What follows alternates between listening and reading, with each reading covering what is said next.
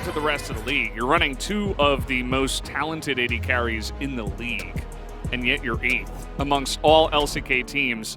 Pretty surprising to me, and you know, everybody has their opinions on the different... Aphelios lock in before that second ban phase with the Thresh.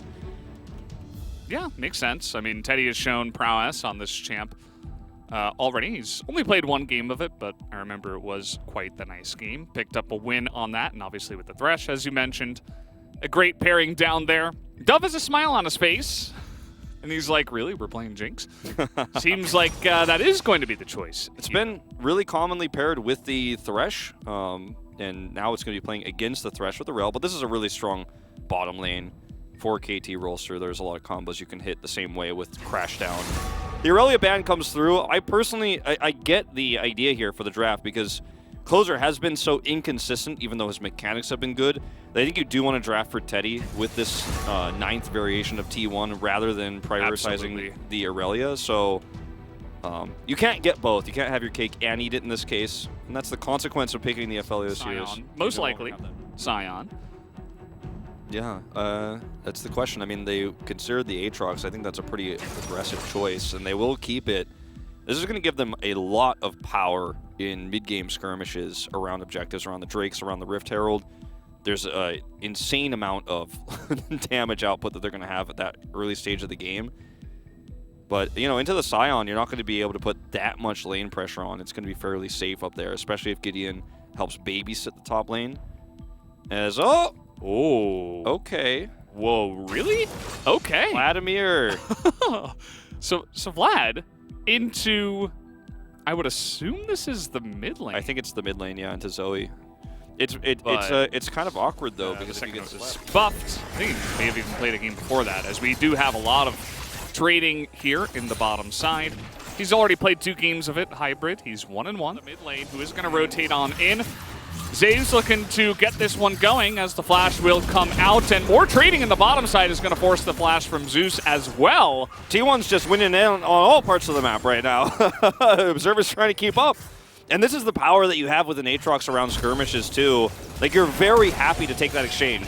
Oh man, Keria is actually going to miss that one, but Teddy gets the auto down, and it is going to be the kill. So regardless, the play works. And it is just insane domination down in the bottom side. You were talking about one of the biggest mismatches, Teddy versus Hybrid. Yeah. But it's also Keria who's just insane and the one consistent piece of T1. And they are just dumpstering this bottom lane. Yeah, I mean, this is just, unfortunately, a bad start that just goes from bad to worse.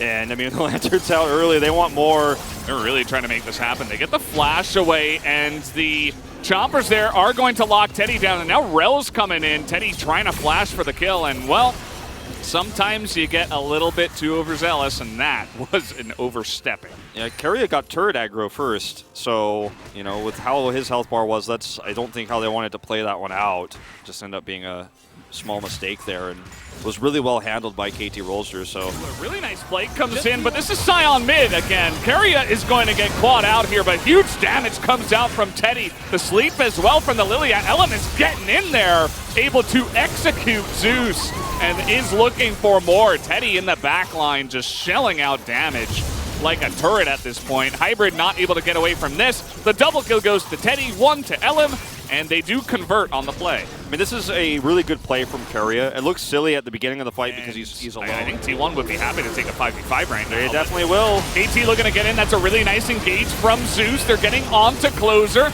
Zeus in the front line trying to get onto Hybrid, but he cannot. They have found Doran, though, and that is going to be pretty massive. And the sustainability of the Aatrox is just too much. There's not enough damage right now on the side of KT to break through that. And Doran gets caught out, and that's going to be a good team fight win for T1. Nerfs or no, in a fight like this, you're going to get a lot of value out of Gordrick or Sterox. I mean, that's a huge power spike he's hit here, and he's so difficult to kill in these moments that he's got this insane frontlining going on that cuts Doran off as he's trying to flank and turn the fight. He's picked first, and Dove goes down.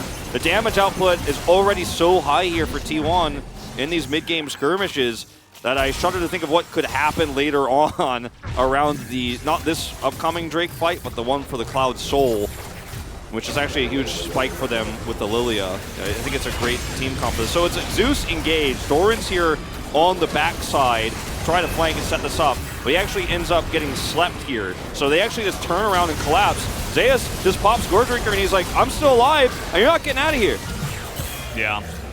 Doran just gets completely caught with his pants down. He is just in the back getting slept here, and Sion is ulting away.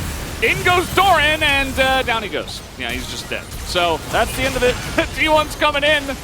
Sound the trumpets. They're actually getting a win here as they're running down KT down at the mid lane. Gonna flash on top of Hybrid as he had no chance there. The Udyr still running as he has been this entire game. And that is gonna be game number 1. Really just a big win here for T1. Taking down the first game and taking down the Nexus. Very much a quiet game, very slow, very passive. I would even go as far as say boring win for T1 here. But if you're a T1 fan, you'll take those right now. You'll take any win you can get. And this is one where the players look impressive, patient, cautious, taking the right fights around. Ellen sleeps on